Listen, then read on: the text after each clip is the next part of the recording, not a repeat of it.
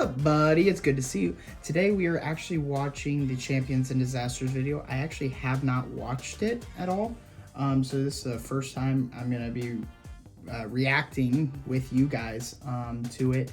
The reason why I want to watch this is because I find it's very important, especially since, you know, it's going into the game, figuring out all those things, how to play. That too, it's also important for me to be able to teach not just my students, but help you guys understand the game as well. And then also the National Fine Arts Youth Conference or General Council, this 2025, it's going to be in Orlando this year. They actually, the rumor is that they are going to be having a tournament with the game. So Champions and Disasters are in the mix. So let's figure out, is there a strategy to it? Is there a way to help me and help you with the game ahead? So let's get into it. All right, welcome to the world of Champions and Disasters, an expansion pack to the BGMC trading card game. You're ready to take it to the next level, and hopefully you already have some of these cards in your collection. This 5-minute video will teach the basic rules needed to begin some competitive gameplay with your friends. If you haven't learned the basic rules of the BGMC trading card game yet, I encourage you to go back and watch the How to Play BGMC Trading Cards video found on bgmctradingcards.com. Okay, let's get started. Let me pause there. If you need any links, I've tried to put all the links in the bio. So the link to My Healthy Church, the link to BGMC's Facebook page, it will all be in the bio of this video. A game board, if you have one, and a dry erase marker. To play Champions and Disasters, you can now have 40 cards in your deck, opposed to the original 30. Cow, you and your opponent will still play 3 rounds, and the person who wins 2 out of the 3 rounds is the winner. Let's talk about building this new deck. You'll need 40 cards because in competitive play, you discard all of your cards after each round, except for your power-ups. To build a good deck, you'll need 3 location cards. That's important. All right, pause right there. That's important to know. Okay, each round you discard every card except for your power-ups. Okay, so when it comes to super actions and actions, you really want to use the cards that are closest together, that are similar, so that you can get power-ups each round that you play. Okay, so you need to find 3 cards that have the same actions or close to it. That's strategy number 1. Man, I don't know why I'm telling you all this. This is my strategy. 1 for each round. These are found in the Generation 1 deck. You'll need 3 character cards, 1 for each round.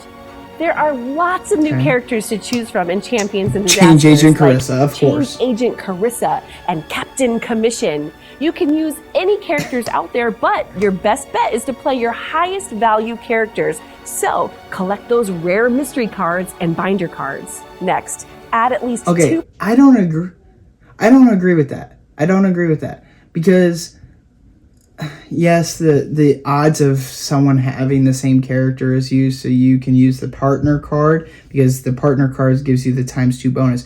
But regular cards, if you have that partner, it gives you a +5. So not really that big of a deal if you have the mystery cards or not. You can still use the other cards.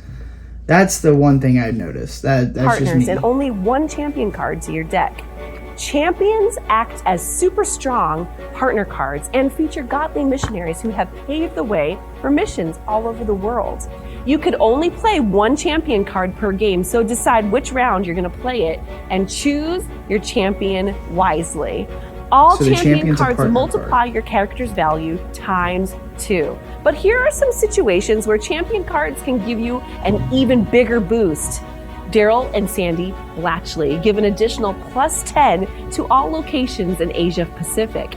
Don and Virginia Corbin give an additional +10 for all locations in Africa.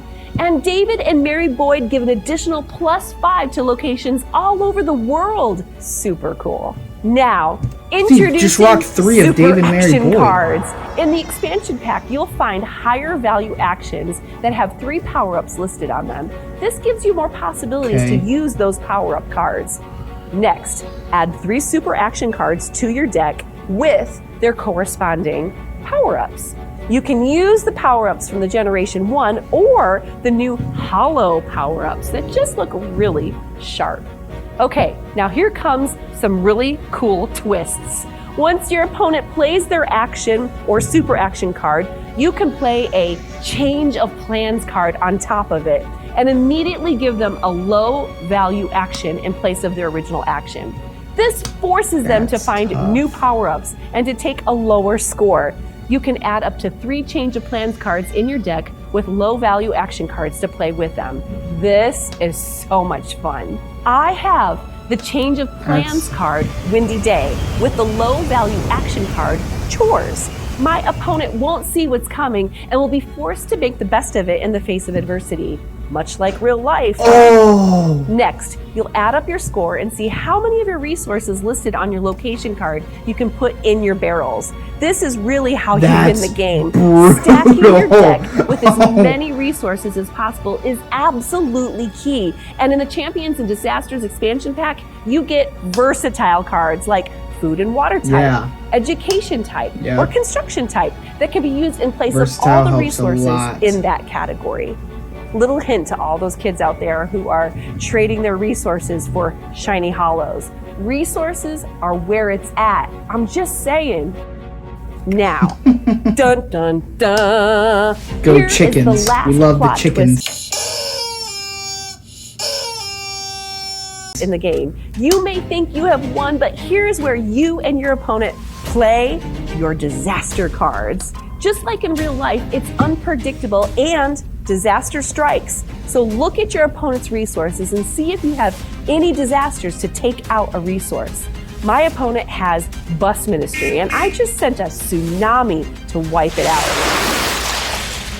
You can play as many disasters as you want. Just know that they cost you 5 points to play. Stack your deck with as many disaster cards as you want, but realize that you need at least 15 or more resources in your deck of 40 to be competitive. So, the choice is up to you. A few things that you should know. Number 1, you cannot have duplicates in your playing deck of 40. Number 2, don't forget to discard your cards at the end of each round and give your opponent back their location card, any change of plans cards, any action cards, or any disaster cards that they played on you. Nothing is worse than losing your favorite cards to your opponent while playing the game. Number 3, there are a variety of change of plan cards out there to collect. They can be used on all action and super action cards. No need to match the situation. My Windy Day card can change plans for writing a book, crocheting hats, any action really. And most importantly, don't forget to pray for your locations at the end of each round. Just think about it for a minute. We are unleashing a whole new level of real life spiritual warfare for our missionaries. Your prayers combined with all the prayers that are going up in this game are changing circumstances, and they're bringing victory for God's kingdom all over the world. So pray, and pray specifically for these locations and these resources and our missionaries. Interesting. Well, I guess I'm gonna figure out which deck I'm gonna use. Well, I hope you enjoyed the video. Make sure to leave a like. Comment down below. Do you have any strategies? Yes, no. Don't put your strategy. Just wonder what you think. I hope to see you in the next video.